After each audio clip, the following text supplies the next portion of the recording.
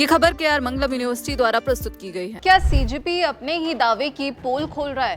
दरअसल कॉकरोच जनता पार्टी के संसद मार्च के दौरान हुई हिंसा के मामले की सुनवाई करते हुए सुप्रीम कोर्ट ने जहां पुलिस के अत्यधिक बल प्रयोग की जांच करने की जरूरत बताई, वहीं नाबालिग छात्रों और ऐसे अन्य लोगों को राहत देने का भी निर्देश जारी किया जिनकी कोई आपराधिक पृष्ठभूमि ना हो।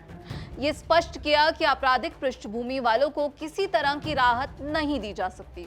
उसकी आवश्यकता इसलिए थी क्योंकि कुछ लोग पुलिस पर हमला करने और सार्वजनिक संपत्ति को नुकसान पहुंचाने वाले तत्वों को भी माफी देने की मांग कर रहे थे। यदि इस आवश्यकता की पूर्ति नहीं होती तो उन तत्वों को बल ही मिलता जो आंदोलन के दौरान अराजकता का सहारा लेने के आदी हो गए हैं।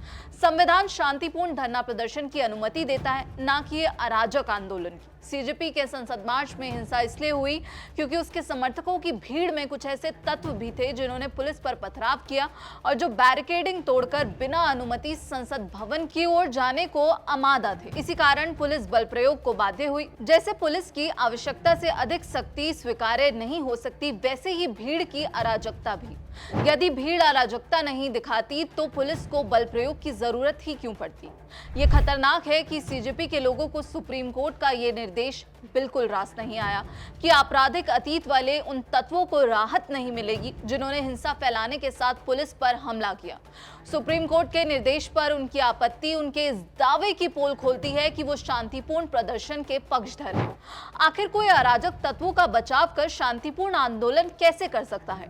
अपने संसद मार्च में हिंसा पर सीजेपी प्रवक्ताओं का कहना था कि उनके समर्थकों में कुछ अराजक तत्व घुस आए थे। अब यदि इन तत्वों को दंड का भागीदार बनाने की बात हो रही है तो सीजेपी को कष्ट क्यों हो रहा है? क्या वो इनसे मिले हुए हैं? क्या वे इससे अनजान हैं कि प्रदर्शनकारियों के साथ बड़ी संख्या में पुलिसकर्मी भी घायल हुए हैं? आखिर ये पुलिसकर्मी कैसे चोटिल हो गए?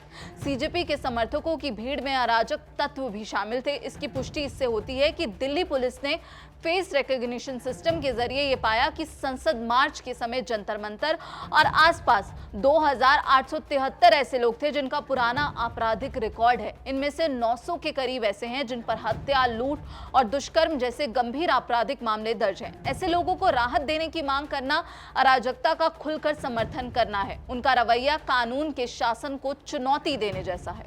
इस पूरी खबर पर आपकी क्या राय है? आप क्या कुछ सोचते हैं?